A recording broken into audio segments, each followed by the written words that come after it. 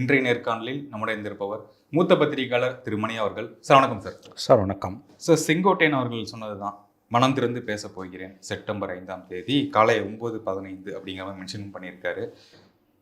இந்த விஷயம் நிறைய பேர் நிறைய நரேஷன் செட் பண்ண ஆரம்பிச்சிட்டாங்க. இப்போவே சசிகலா அவர்களுடன் சந்திப்பா, கட்சி தாவுகிறார், அந்தந்த கட்சிகள் அப்படிலாம் சொன்னாங்க. உங்களுடைய வியூ என்ன சார்? கட்சியெல்லாம் தாவ மாட்டார் சார். நீங்கள் அவரோட வரலாறு பூரா பார்த்தீங்கன்னா 1972 அக்டோபர் 17 எம்ஜிஆர் அதிமுக ஆரம்பிக்கும் போது அதனுடைய ஆரம்பகால உறுப்பினர்கள் ஸ்தாபனர் அவர். கட்சி ஆரம்பித்த முதல் நாள்லேருந்து கட்சியில் இருக்கு. ஸ்தாபன உறுப்பினர்களில் அவர் ஒருவர். இன்றைக்கி 53 வருஷம் ஆகுது. அடுத்த மாதம் அக்டோபர், இன்றைக்கி செப்டம்பர், அடுத்த மாதம் அக்டோபர் 17ஆம் தேதியோட 53 வருஷம் ஆகுது கட்சி ஆரம்பிச்சு. இந்த 53 வருட காலத்தில் அவர் விசுவாசமிக்க ஒரு அதிமுக தொண்டராகத்தான் இருந்திருக்கிறார். இன்றைக்கி திமுகவில் இருக்கக்கூடிய முத்துசாமி போன்றவர்கள்லாம் இவரை விட சீனியர்னு நினைக்கிற முத்துசாமி, அவங்கெல்லாம் ஜெயலலிதா 90-96 ஆட்சி காலத்தில் எம்ஜிஆர் கட்டி முத்துசாமி மந்திரியாக இருந்தார், ஜெயலலிதா கட்டி மந்திரியாக இருந்தார். முதல் ஆட்சி காலத்தில் 96 ஆட்சி போனோன்னே போட்டி அதிமுகன்னு ஆரம்பித்து ஜெயலலிதாவுக்கு எதிராக போய் திமுக கிட்ட தப்பிச்சுக்கலாம், டிவிஎஸ்லாம் தப்பிக்கலான்னு போனாங்க. தப்பிக்கவும் செஞ்சாங்க. இன்றைக்கி திமுகலே ஒரு மந்திரியாக இருக்கார். இன்றைக்கி திமுகவில் 8 பேர் அதிமுக மந்திரி. முத்துசாமி, ரகுபதி, அனிதா ராதாகிருஷ்ணன், கண்ணப்பன், சேகர் பாபு, KKS ராமச்சந்திரன், பெரிய லிஸ்ட்டே இருக்குது. வாழ்விலும் தாழ்விலும் அதிமுகவோடு இருந்த ஒரு கேரக்டர் தான் செங்கோட்டை. அவர் கிட்டத்தட்ட 80 வயது ஆக போகிறது, 79+. ரெண்டாவது, அவர் காலமெல்லாம் அதிமுகவில் யார் தலைவராக இருக்காங்களோ அவங்களுக்கு விசுவாசியாக இருந்திருக்கார். எம்ஜிஆர், ஜெயலலிதா, ஜெயலலிதாவுக்கு பிறகு ஓபிஎஸ்க்கு பிறகு 10 நாள் சசிகலாவுக்கு பிறகு எடப்பாடி. ஸோ அவர் யார் ஏடிஎம்கேக்கு தலைவரோ அவங்களுக்கு விசுவாசமாக இருப்பார். ஒரு லாயலிஸ்ட் சரியான வார்த்தை. அவர் ஒரு பவர் சென்டராக என்றைக்குமே உருவானதில்லை. அரசியல் கட்சிகளில் ஒரு பவர் சென்டர், அதிகார மையமாக உருவாவாங்க. ஜெயலலிதா பீரியடில் அப்படி யாரும் உருவாக முடியாது, அது வேறு விஷயம். அவர் அந்த மாதிரி ஒரு பவர் சென்டரை தன்னை நோக்கி உருவாக்கினதும் கிடையாது. கடந்த ஒரு வருஷமா அதுக்கு தான் முயற்சி பண்ணுறாரா சார்? இல்லை அதுக்கு வரேன். இதை முதல்ல நீங்கள் அவரோட பேக்ரவுண்டை புரிஞ்சுக்கிட்டிங்கன்னா தான், ஒரு மனிதனை பற்றி நம்ம பேசும்பொழுது அவனுடைய கடந்த காலத்தை புரிஞ்சுக்கிட்டா தான் எதிர்காலத்தை பற்றி கணிப்பது சுலபமானது. எஸ். ஸோ அவர் ஒரு 53 ஆண்டுகள் ஒரு விசுவாசமிக்க தொண்டன். யார் அதிமுக தலைவரோ அவங்களுக்கு விசுவாசமாக இருப்பார். நம்பர் 2 அவர் தலைமை பதவிக்கு என்றைக்குமே ஆசைப்பட்டது கிடையாது. அவர் நிரந்தர நம்பர் 2 நான் கூட அப்படி பேசியிருக்கேன், அது தவறு. ஒரு நெடுஞ்செழியன், அன்பழகம் மாதிரிலாம் அவர் கிடையவே கிடையாது. அவர் ஒன் அமங் த 10. பல பேரில் அவர் ஒருத்தர். அவர் ஒரு அதிகார மையமாகவோ நம்பர் 2ஆகவோ எந்த காலத்துலையும் இருந்ததில்லை. அவர் ஒரு மிகச்சிறந்த ஆர்கனைசர், ஒருங்கிணைப்பாளர். ஜெயலலிதா அவர்கள் 2001-6 காலகட்டத்தில் அவர் கட்சியிலேருந்து கிட்ட சேர்க்காமல் ஒதுக்கி வச்சுருந்தாங்க. எம்எல்ஏ பதவி கொடுத்தாங்க, ஆனால் மந்திரி பதவி கொடுக்கல. அப்போ அவர் இல்லாதப்போ ஜெயலலிதா ஏதோ எலெக்ஷன் டூர் போகும்போது வேறு யாருக்கிட்டையும் ஒப்படைச்சாங்க. 2 நாளில் சொதப்பிட்டாங்க. புறப்பட்ட இடத்துலேயே வேன் நிற்குது. ஓகே, அப்போ தான் செங்கோட்டையனை கூப்பிடுங்கன்னாங்க. அதுக்கு அடுத்த 15 நாள் சும்மா நீட்டாக போச்சு ப்ரோக்ராம். அவர் ஒரு மிகச்சிறந்த விசுவாசி, மிகச்சிறந்த நிர்வாகி. 2011 ஜெயலலிதா ஆட்சிக்கு வந்தோன்னா அவர் மந்திரி பதவி கொடுக்குறாங்க, அக்ரிகல்ச்சர் மினிஸ்டர் என்னமோ கொடுக்குறாங்க. ஒரு வருஷத்தில் மந்திரி சபையிலேருந்து அவர் தூக்கிட்டாங்க. எதுக்காகன்னு தெரியாது, தூக்கிட்டாங்க. அடிக்கடி அம்மா மந்திரிகளை பந்தாடுவாங்கல்ல, அதில் அவர் ஜூலை மாதம் 2012 ஜெயலலிதா ஆட்சிக்கு வந்த ஒரு ஆண்டு காலத்தில் தூக்கி அடிக்கப்படுகிறார். அதுக்கு பிறகு 4 வருஷம் அவருக்கு மந்திரி பதவி இல்லை. 2014 எம்எல்ஏ சீட்டு கொடுத்தாங்க, ஆனால் மந்திரி பதவி கொடுக்கல. சாவர வரைக்கும் ஜெயலலிதா அவருக்கு மந்திரி பதவி கொடுக்கல. ஜெயலலிதா செத்த பிறகு ஓபிஎஸோட அந்த மந்திரி சபையில் அவர் இல்லை. ஏன்னா அது அப்படியே செத்த அன்னைக்கு வந்ததால் அப்படியே கேபினெட் வந்துடுச்சு. சசிகலா ஜெயிலுக்கு போகிறதுக்கு முன்னால் எடப்பாடியை சிஎம் ஆக்கும்போது சிஎம் இவரை கல்வித்துறை அமைச்சராக, பள்ளி கல்வித்துறை அமைச்சராக நியமிச்சுட்டு போனாங்க. அவ்வளோதான். அதுக்கு பிறகு 4 வருஷம் எடப்பாடி விசுவாசியாக இருந்தார். ஸோ கடந்த காலங்களில் அவர் அதிமுகவுக்கு எம்ஜிஆர்லேருந்து எடப்பாடி வரைக்கும் யார் தலைவரோ அவங்களுக்கு விசுவாசியாக இருப்பார். அதாவது அவர் கலகக்காரராக என்றுமே இருந்தது இல்லை. யார் அதிமுக அவங்களுக்கு தலைவருக்கு விசுவாசியாக இருப்பார். அவர் எந்த காலத்துலையும் திமுகவுக்கு போனது கிடையாது. அதாவது அன்னைக்கு அன்னைக்கு வெளியில் தப்பிச்சவங்கலாம் கேஸ்லேருந்து தப்பிச்சாங்க, இல்லை கேஸ் போட்டு ரொம்ப கேஸை நடத்த விடாத அளவுக்கு உள்ளிருந்த பலவீனமாக்கி டிவிஎஸ்சி அவங்கள காப்பாற்றுச்சு. அந்த பீரியட்லேயே போகாதவர் இப்போ ஏன் போக போகிறாரு? அது 80 வயசு ஆக போகுது. கேஸை காமிச்சு டிவிஎஸ்சியை காமிச்சு பயப்படும் போதே போகாதவர் இப்போ ஏங்க போக போகிறாரு? போக மாட்டார். இது என்ன பிரச்சனைன்னா, அவர் ஏற்கனவே பிப்ரவரியில் அவருடைய இயல்புக்கு மாற முதன்முறையாக எடப்பாடிக்கு எதிராக பேசினார். அப்புறம் 2 மாதம் பொறுத்து அப்படிலாம் அது இல்லை, நான் ஒன்று அதிமுக தொண்டன்னாரு. நடுப்புற பிஜேபி கொஞ்சம் விளையாடி பார்த்துச்சு அவரை வச்சு. நிர்மலா சீதாராமனை பார்த்தாரு. நம்ம பாண்டே அவர்கள், ரங்கராஜ் பாண்டேவோட சாணக்கியா வெளியீட்டு விழா, அந்த சேனல் வெளியீட்டு விழாவில் அவரும் சீமானும் கலந்துக்கிட்டாங்க. அதெல்லாம் அவருடைய இயல்புக்கு எதிரானது. செங்கோட்டையனை நான் ஒரு 35 ஆண்டு காலமாக பார்க்கிறேன். சாணக்கியா நிகழ்ச்சியில் அவர் கலந்து கொண்டது அவருடைய இயல்புக்கே மாறானது. இப்போ கடந்த ஓராண்டுக்கு முன்பு ஒரு 6 முன்னாள் அமைச்சர்கள் எடப்பாடி கிட்ட அவருடைய வீட்டிலேயே வச்சு ஓபி வேலுமணி, தங்கமணி, விஜயபாஸ்கர், சிவி சண்முகம், செங்கோட்டையன் உள்ளிட்டவர்கள் நீங்கள் கட்சியில் மறுபடியும் ஓபிஎஸை சேர்த்துக்கணும், பிரிந்தவர்களை சேர்த்துக்கணும்னு வலியுறுத்தினாங்க. ஆனால் ஓபிஎஸ் ஒத்துக்கல. அப்போ அது செய்தியாகவே வந்தது. நம்ம எஸ்பி லட்சுமணன் பத்திரிகையாளர் தான் அந்த நியூஸை பிரேக் பண்ணார், ட்விட்டரில் போட்டார். அதை கடைசி வரைக்கும் மற்றவங்க யாரும் மறுக்கல, எடப்பாடி தான் மறுத்தாரே ஒழிய எஸ்பி வேலுமணிலாம் மறுக்கல. ஸோ இந்த பேக்ரவுண்டில் பார்க்கும்போது இந்த ஆண்டு துவக்கத்துலேருந்தே அவர் பிஜேபி பக்கம் கொஞ்சம் கொஞ்சம் பால் மாற ஆரம்பித்தார். கடந்த ஆண்டே உங்களுக்கு பார்த்தீங்கன்னா. அப்புறம் அங்கேயும் ஒன்றும் பெருசாக கிடைக்கல. நடுப்புற சசிகலாவை அவர் பார்த்தாருன்னெலாம் சொல்கிறாங்க. அது எந்த அளவு உண்மைன்னு தெரியாது. டெல்லியில் போய் நிர்மலா சீதாராமனை பார்த்தாரு, சமீபத்தில் சசிகலாவை பார்த்தாருன்றாங்க. எந்த அளவு உண்மை நமக்கு தெரியல. ஏன்னா இதெல்லாம் அதிகாரப்பூர்வமற்ற செவி வழி செய்திகளாகத்தான் நாம் காண்கிறோம். இந்த பேக்ரவுண்டில் அவர் திடீர்னு நான் மனம் திறக்கிறேன்டா. இது வரைக்கும் அவர் மனதை திறந்ததே கிடையாது. கடந்த 79 அவருடைய 53 ஆண்டு கால அரசியல் வாழ்க்கையில் 72 எம்ஜிஆர் கட்சி ஆரம்பிச்சிலேருந்து இன்ன வரைக்கும் அவர் மனம் திறந்து எதையுமே எங்கேயுமே பேசுனது கிடையாது. திடீர்னு மனசை திறக்க வேண்டிய அவசியம் என்ன வந்ததுன்றது அவருக்கு தான் தெரியும். நான் கணிக்கிறது என்னென்னா, அவர் திமுகலாம் போக மாட்டார். ஒன்றுபட்ட அண்ணா திமுக வேண்டும், பிரிஞ்சவங்க அத்தனை பேரும் சேரணும், குறிப்பாக சசிகலா, ஓபிஎஸ் சேரணும், டிடிவியோட அலைன்ஸ் வச்சுக்கணும், இந்த மாதிரியான ஒரு கருத்தை, அதாவது பிரிந்தவர்கள் ஒன்று சேர வேண்டும், ஒன்றுபட்ட அதிமுக காலத்தின் கட்டாயம், அந்த கருத்தை தான் அவர் பேச போகிறாருன்னு தான் நான் நினைக்கிறேன். அவர் மற்றபடி கட்சி மாறுறதுக்கு தாவேக்காக போவாருன்னு சில பேர், திமுக போவார், அப்படிலாம் போக மாட்டார்னு எனக்கு தோணுது. அஃப்கோர்ஸ் அரசியலில் இறுதி வார்த்தை எதுவும் கிடையாது. நம்ம அரசியல்வாதிகளை பற்றி எதுவுமே உறுதியாகவும் சொல்ல முடியாது. அவங்க இன்றைக்கி இங்கே இருப்பாங்க, நாளைக்கு எதிரணியில் இருப்பாங்க. பாலிடிக்ஸில் ரொம்ப அது ரொம்ப சகஜமான ஒரு நிகழ்வு தான். அதனால் யாருக்கும் ஒன்றும் உத்தரவாதம் கொடுக்க முடியாது. பட் அவர் ஓரளவு அவருடைய வரலாறு அறிந்தவர்கின்ற முறையில் அவர் திமுகவுக்கு தாவேக்கா வேறு கட்சிக்கு போவதற்கோ அதிமுக விட்டு விலகுவதற்கோ வாய்ப்பே கிடையாது. பிரிந்தவர்கள் அதிமுகவில் மீண்டும் சேர வேண்டும் என்ற கோரிக்கை தான் பிரதானமாக இருக்கப் போகிறது என்று தான் நான் இப்பொழுது இருக்கக்கூடிய சூழ்நிலையில் கருதுகிறேன். ஓகே சார், இப்போது இந்த பிரச்சனை பிப்ரவரியில் ஆரம்பித்தார், ஒரு 6 மாத இடைவேளை. இந்த மாதிரியான பிரச்சனைகள், உட்கட்சி பிரச்சனைகள் அதிமுகவில் வந்துக்கிட்டே இருக்கும்போது இது அதிமுகவுக்கு ஒரு பலவீனமாக தானே ஆகிட்டு போயிட்டுருக்கு. நிச்சயமாக சார், அதில் என்ன சார் சந்தேகம் உங்களுக்கு? ஒன்றுபட்டால் உண்டு வாழ்வு, நம்மில் ஒற்றுமை எங்களில் அனைவருக்கும் தாழ்வு. ஒன்றுபட்ட அதிமுகவோட பலம் அதிமுக தொண்டனுக்கு தெரியுது, தலைவர்களுக்கும் தெரியுது. ஆனால் முரட்டு பிடிவாதம், சிலருடைய முரட்டு பிடிவாதத்தால் அவங்க கட்சியை அழிச்சிக்கிட்டு இருக்காங்க.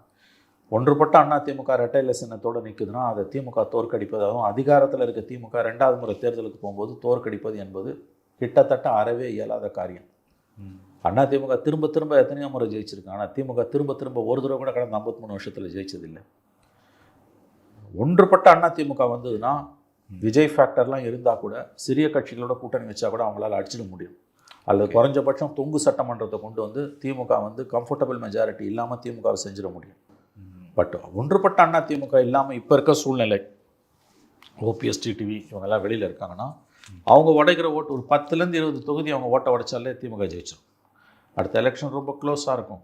50 சீட்டு, 50 ஓட்டு 100 ஓட்டில் ஜெயிப்பான், தோப்பான். ஆகவே அதில் ஏடிஎம்கே ஒன்றா சேரலைன்னா ஃபினிஷ்ட். ஓகே சார், இப்போ நீங்கள் சொன்ன இந்த அதிமுக ஒன்றிணைந்தால் விஜய் ஃபேக்டரில் எதுவுமே அசைக்க முடியாது. இல்லை, அசைக்க முடியாதுன்னு சொல்ல தம்பி, பாதிப்பு குறைவாக இருக்கும். அப்படிங்கும்போது இப்போ அந்த சேர்ந்தாங்கன்னா வலிமையாக இருப்பாங்களா? இப்போ கரண்ட் கண்டிப்பாக அதைத்தான் நான் சொல்கிறேன் உங்களுக்கு, அதைத்தான் சொல்லுகிறேன். ஒன்றுபட்ட அதிமுக என்பது மிக வலுவான சக்தி. அதுவும் திமுக அதிகாரத்தில் இருக்கும்போது நல்லா கவனிங்க. இன்றைக்கி அதிமுக ஆட்சியில் இருந்து அது பிரிஞ்சு அப்புறம் ஒன்று சேர்ந்து, ஏன்னா ஆட்சியில் இருக்கும்போது எப்பயுமே அவங்க பிரிய மாட்டாங்க. பவர் இல்லைன்னா அவங்களால இருக்க முடியாது. தொடர்ந்து 2-5 ஆண்டுகள் அவங்க பவரில் இல்லாமல் இருந்ததே இல்லைங்க. தொடர்ந்து 10 ஆண்டுகள், அதாவது 5 இயர் டேர்ம்ஸ், தொடர்ந்து 2 ஆட்சி காலங்கள், 2-5 ஆண்டுகள் அவங்க அதிகாரத்தில் இல்லாமலே இருந்தது கிடையாது. அப்படி இருந்தால் கட்சி காலி. திமுக 13 வருஷம் பவர் இல்லாமல் இருந்திருக்கு, 10 வருஷம் பவர் இல்லாமல் இருந்திருக்கு. அதிமுகவோட இயல்பு அது கிடையாது. அவனுக்கு பவர் வேணும். பவர் இல்லைன்னா அவன் அடைவான், அதுவும் உறுதி. பவர் இல்லை, இன்றைக்கி ஜெயலலிதா மாதிரி தலைவரும் இல்லை, சுக்கலாக கிடக்குது. அவங்க மட்டும் அவங்க எல்லாருக்கும் புத்தி ஒன்று சேர்ந்தாங்கன்னா, நான் சொல்கிறேன், அதிகாரத்தில் இருக்க திமுக 2வது முறை மக்கள்கிட்ட போகும்போது ஒன்றுபட்ட அதிமுக இருந்ததுன்னா அதிமுகவின் வெற்றி கிட்டத்தட்ட உறுதியாகிவிட்டது. விஜய் ஃபேக்டர்லாம் என்னவா இருந்தாலும் அஃப்கோர்ஸ் ரீசனபிள் அலையன்ஸ் இருக்கணும். பிஜேபி இருந்தாலும் இல்லாட்டியும் ஒன்றுபட்ட அதிமுக இருந்ததுன்னா அசம்பிளி எலெக்ஷனில் பிஜேபியோட சேர்ந்தா கூட ஆட்சி மாற்றம் உறுதி. ப்ரொவைடட் எல்லா கட்சியும் கூடிய வரைக்கும் எல்லாரையும் ஒன்று சேர்க்கணும்.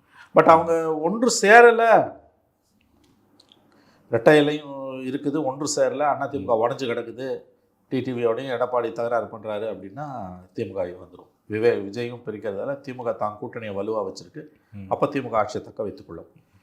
அது தமிழ்நாட்டுக்கு வந்து எந்த அளவுக்கு நன்மைன்றது வந்து இட்ஸ் $1 million கொஸ்டின்.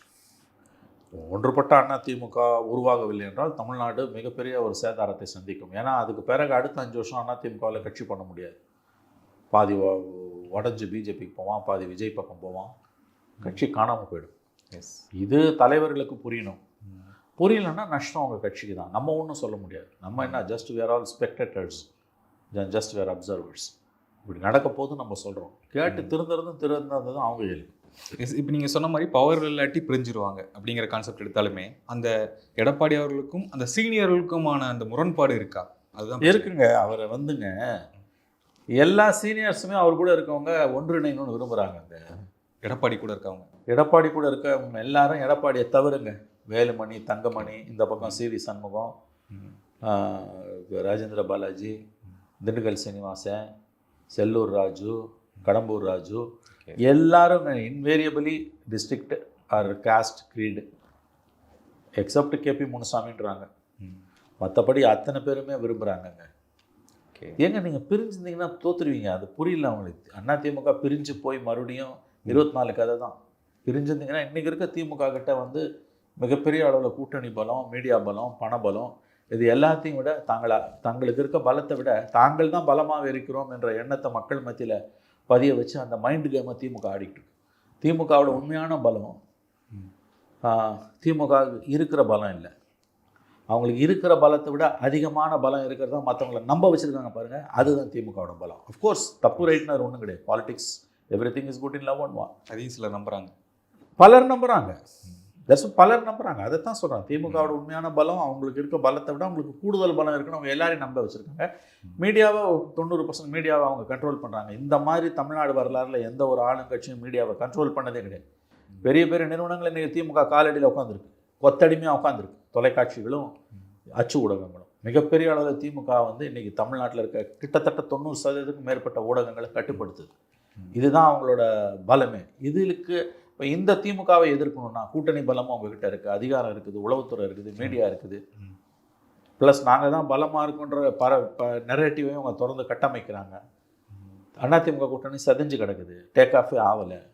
இதில் இன்னமும் பலவீனம் அடைஞ்சதுன்னா மக்கள் வந்து இப்போ வேணான்னு விரும்புகிற மக்கள் கூட வந்து எப்படி ஓட்டு போடுவாங்க? உங்களுக்கு வந்து ஜெயிக்கிற கட்சிக்கு தாங்க ஓட்டு போகணும்னு மக்கள் விரும்புவாங்க. தோத்தே போவான்னா ஆட்சி மாற்றம் வேணும்னு நினைக்கிறவங்க கூட போட மாட்டான். அப்போ நீ மக்கள் மத்தியில் ஆட்சிக்கு வருவோன்ற நம்பிக்கையை நீ விதைக்கணும்.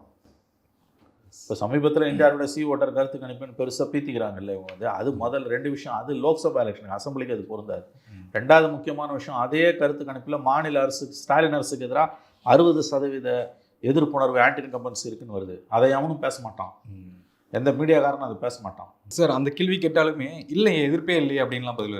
அது மாதிரி அயோக்கியத்தனமான பதில் எதுவுமே இருக்க முடியாது. எங்கேயாவது பலரும் சொல்கிறாங்க. அதாங்க, அது யாரும் சொல்கிறவங்களாம் யாருன்னு கேட்டிங்கன்னா திமுகவோட கொத்தடிமைகள், திமுகவோட பெய்டு மவுத்ஸ். கட்சிக்காரன் சொல்ல மாட்டாங்க. தனிப்பட்ட முறையில் கேட்டிங்கன்னா ஒரு உண்மையான திமுககாரன் நிலமை சீரியஸாக இருக்குன்னு உனக்கு தெரியும். கீழே எவ்வளோ பிரச்சனை இருக்குது, என்ன விலைவாசி ஏறி இருக்குது, சொத்து வரி, தண்ணி வரி, மின்சாரம் வந்து 12,000 ரூபாய் கட்டின ஒரு சிறிய 10 பேரை வச்சு வேலை செய்யக்கூட ஒரு சிறிய தொழிற்கூடம், 10லேருந்து 20 பேரை வச்சு சிறிய தொழிற்கூடம் நடத்தி மாதம் 12,000 கட்டின ஒருவர் இன்றைக்கி 37,000 ரூபாய் கட்டுறாரு. ட்ரிபிள் மடங்கு, ட்ரிபிள் ஆயிருக்குது. இதெல்லாம் தேர்தலில் எதிரொலிக்காதுன்னு நீங்கள் நம்புறீங்களா? எதிர்கட்சி கொலாப்ஸுங்க. ஜூனியர் விடலை எழுதுன மாதிரி எதிர்கட்சி கோமா நிலையில் இருக்குது. மீடியா 90% திமுகவோட இரும்பு பிடியில் இருக்குது. அதனால் நீங்கள் வந்து ஆன்டி இன்கம்பன்சி இல்லைன்னு பேசுகிறானுங்க. எடப்பாடி ஓரளவு பேசினா அதை மக்கள் ஊடகங்கள் பிக்கப் பண்ணும். எடப்பாடியும் சரியா இல்லை, மீடியாவும் சரியா இல்லை. எடப்பாடி சில சமயம் ஒழுங்காக பேசினாலும் மீடியா பிக்கப் பண்ண மாதிரி இருக்குது. ஏன்னா மீடியா 90% மீடியா ஆட்சியாளர்கள் திமுக காலடியில் கொத்தடிமையாக கட்டுண்டு கிடக்கு. நீங்கள் சொல்கிற மாதிரி அந்த 90% மீடியா வச்சு மட்டுமே இவங்களுடைய பலத்தை தீர்மானிக்க முடியுமா? பர்செப்ஷன் உருவாக்க முடியும். நான் அதைத்தான் முதல்லேருந்து சொல்கிறேன். திமுகவோட பலன்றது, திமுக பலம் இருக்குங்க, நான் மறுக்கலைங்க. 3 தேர்தலில் ஜெயிச்சிருக்காங்க. இங்கே ஆன்டி மோடின்றது தமிழக அரசியலோட மையக்கரு. தெருவில் இருக்க ஒரு லேம்ப் போஸ்ட்டை கேட்டால் கூட அது ஆன்டி மோடின்னு தான் சொல்லும், ஆன்டி பிஜேபி தான் சொல்லும். அதை திமுக ரொம்ப அழகாக அறுவடை பண்ணுது. ஆனால் அவங்களோட பலமே, நான் மீண்டும் மீண்டும் சொல்லுகிறேன், அவர்களுக்கு பலம் இருக்கிறது.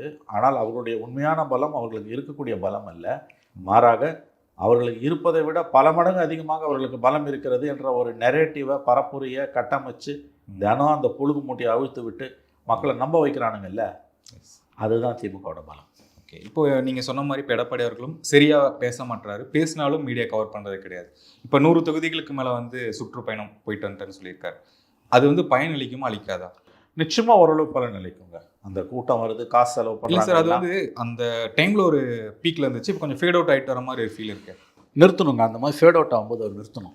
அவர் பண்ணுற ஒரு தப்பு என்னென்னா, ஆரம்ப கட்டத்தில் ஒரு 10 நாள் பயணம் போகிறீங்க, அது 10 நாள் நல்ல ஒரு 7 நாள் நல்ல உற்சாகம், அடுத்த 3 நாள் வந்து உற்சாகம் குறையுதுன்னா 10ஆவது நாள் நிறுத்திடணும். 10ஆவது நாள் நிறுத்திடணும். அப்படி தான் அவர் நிறுத்தினார். இப்போ மறுபடியும் ஆரம்பிச்சிருக்காரு. மதுரையில் நேற்றெல்லாம் நல்ல ரெஸ்பான்ஸ் நான் கேள்விப்படுறேன். நீங்கள் இது எலெக்ஷன் பிரச்சாரம், இது ஸ்டாலின் அதை ஆரம்பித்தார், உங்களுடன் ஸ்டாலின். எடப்பாடி அதை வந்து ஃபாலோ பண்ண ஆரம்பிச்சிட்டாரு. அது என்ன தலைப்பு, அந்த ஊர் அவரோட பேரணிக்கெல்லாம் இப்போ அந்த சுற்றுப்பயணத்துக்கு ஏதோ ஒரு தலைப்பு வச்சுருக்காரு, ஒன்றிணைவோம், உங்களுடன் நானும் ஒன்றிணைவோம்னு வச்சுருக்காரு. இது நீங்கள் சொன்ன மாதிரி வந்து ஃபேட் அவுட் ஆகுதுன்னு நிறுத்திடணும். இன்னொன்று, மாதம் 30 நாளும் டூர் போனீங்கன்னா மீடியாவே கவர் பண்ணாது. முதல் 2 நாள் கவர் சலிப்பு தட்டிடும். எலெக்ஷன் டைம் வேறு, அது 15 days கேம்பெயின், அது நம்ம போய் தான் ஆகணும். நான் எலெக்ஷன் டைமில் for the first time Tamil Nadu வரலாற்றில் இல்லாத அளவுக்கு தேர்தல்களுக்கு ஓராண்டு முன்பே பிரச்சாரத்தை முதல்ல ஸ்டாலின் ஆரம்பித்தார், அப்புறம் எடப்பாடி அதை கையில் எடுத்துக்கிட்டார். இது வந்து சொன்ன மாதிரி ஃபேட் அவுட் ஆகும், நடுப்புற ஃபேட் அவுட் ஆகும். அப்போ நிறுத்தணும், நிறுத்திட்டு மறுபடியும் ஆரம்பிக்கணும். அது அவங்க என்ன ஸ்ட்ராட்டஜி வச்சுருக்காங்கன்னு எனக்கு தெரியல. ஓகே சார், இப்போது அதிமுகனுடைய ஒரு கோர் இதுதான் கம்மியாக இருக்குது அப்படின்னு நீங்கள் நினைக்கிற விஷயம் என்ன சார்? வாக்கு வங்கி செதறி இருக்குது சார். இப்போ 20% தானே சார் அவங்க வந்து 24 மக்களவைத் தேர்தலில் வாங்கினாங்க. ஒரு காலத்தில் 33% 35% வரைக்கும் இருந்தவங்க. இன்றைக்கி 24%, 20%ங்க. 20%னா 19.8. அஃப்கோர்ஸ் 5 கிராஸ் பண்ணால் இட்ஸ் நெக்ஸ்ட் நம்பர். ஸோ 20% நம்ம வச்சுக்கணும். 20%ன்றது பேஸ் அப்படி வந்துடுச்சு. எது ஒரு காலத்தில் 33, 35, அது ஜெயலலிதா வந்து 2014 ஸ்வீப் பண்ணும்போதெல்லாம் வந்து 40%க்கு மேலே போச்சு. நீங்கள் அந்த இது வந்து இன்றைக்கி வந்து அதிமுக இழந்து தான் நிற்குது. இவங்களெல்லாம் உள்ளே இழுத்தா, இவங்களை அத்தனை பேரும் உள்ளே இழுத்து ரீசன் இந்த சிறந்து கிடந்திருக்க அதிமுக தான். ரீசன் வந்து எல்லாமே பிரிஞ்சிருக்கனால தான். ஆமாங்க. ஒன்று, ஜெயலலிதா இறந்தப்பயே ஒரு பர்சன்டேஜ் ஆஃப் ஓட்ஸ், ஒரு 1%, 1.5% அதிமுகவில் ஜெயலலிதா செத்த உடனே திமுக பக்கம் போயிடுச்சுன்னு ஒரு கருத்து இருக்குது. But majority of the vote bank இருந்தது. ஏன்னா அவங்க 19-24 மக்களவைத் தேர்தலில் தோத்தாலும் நீங்கள் பார்த்தீர்கள் என்றால் 21 அசம்பிளி எலெக்ஷனில் 75 சீட் அவங்க அலையன்ஸ் ஜெயிச்சு. 66 + 5 + 4, 5 பிஜேபி, 4 பாமக. அது ஒரு மிகச்சிறந்த ஒரு பர்ஃபார்மன்ஸ். ஏன்னா 10 வருஷம் ஆன்டி இன்கம்பன்சி ஜெயலலிதா இல்லாமல் போய் பிஜேபி மாதிரி நெகட்டிவ் ஃபோர்ஸஸ் சுமந்துக்கிட்டு போய் 75 seat, which is equal to 13 Lok Sabha seats. Okay, அளவுகோல் வந்து 19-24 கிடையாது, திமுக 21 தான். அப்போ ஒரு வலுவான எதிர்க்கட்சியாக அந்த இருந்துக்கிட்டு தான் இருக்குது. ஆனால் இன்றைக்கி சமீபத்திய நிகழ்வுகள், பார்லிமெண்ட் எலெக்ஷனில் படுதோல்வி சந்தித்தது, 7 தொகுதியில் டெபாசிட் பண்ணதெல்லாம் பலவீனமான கட்டம் தான். பட் பார்லிமெண்ட்டை மட்டும் வச்சு முடிவு பண்ண முடியாது. அவங்களுக்கு ஒரு ரெசிலியன்ஸ் இருக்குது. அதிமுகக்குன்னு எப்பயுமே ஒரு ரெசிலியன்ஸ் உண்டு. ஒரு கணிக்க முடியாத ஒரு அமானுஷ்யமான சக்தி இருக்குது. அவங்க நினச்சா எந்திரிச்சு நிற்க முடியும். அவங்க தான் அதை முடிவு பண்ணணும். அதுக்கு முதல் படி பிரிந்தவர்களை ஒன்று சேர்ப்பது. பிரிஞ்சவங்கள ஒரு ஒன்று சேர்க்கலன்னா ஒரு குறைஞ்சது ஒரு 20 தொகுதியிலையாவது ஓபிஎஸ் உடைப்பார். ப்ளஸ் டிடிவியை பற்றி எனக்கு தெரியாது, கணிசமான அளவுக்கு ஓபிஎஸ் ஓட்டை உடைப்பார். ஓகே, அடுத்த தேர்தலில் வந்து ஒவ்வொரு ஓட்டும் நமக்கு முக்கியம், ஒவ்வொரு தொகுதியும் முக்கியம். அதனால் இதை மனதில் வைத்து ஒன்றுபட்ட அதிமுகவை எடப்பாடி விரும்பினால் அது அவருக்கும் கட்சிக்கும் நல்லது. இல்லை அதில் அவர் ஆர்வம் காட்டுறதாவே தெரியல, அதுதான் கட்சிக்கு பெரிய ஆபத்தாக போய் முடிய போகுது. இதில் செங்கோட்டையன் நாளை மறுநாள் பேசுவது நிச்சயமாக ஒரு முக்கியமான நிகழ்வு தான். சரி, இப்போது ஒரு இறுதியான கேள்வி என்னென்னா, இப்போ செங்கோட்டையன் அவர்கள் செய்ய போகும் விஷயம் யாருக்கு சாதகம் யாருக்கு பாதகமாக அமைய போகுது? எடப்பாடி அவர்களுக்கு சாதகமா? இல்லை, ஏதோ ஒரு விதத்தில் அவர் எடப்பாடி டிஸ்டர்ப் பண்ண போகிறார். That's true. அவருடைய பேச்சு ஏதோ ஒரு விதத்தில் இன்னொன்று ஒரு பெரிய கட்சிக்கு வந்து சாதகம் இல்லை, அப்படிதான் தோணுது. ஏன்னா இன்னைக்கு ஒரு வார்த்தை சொல்லியிருக்காரு, தொண்டர்களின் உணர்வுகளை பிரதிபலிப்பேன்னு இன்னைக்கு சொல்லியிருக்காரு. அந்த அர்த்தத்தில் சொல்லியிருக்காரு.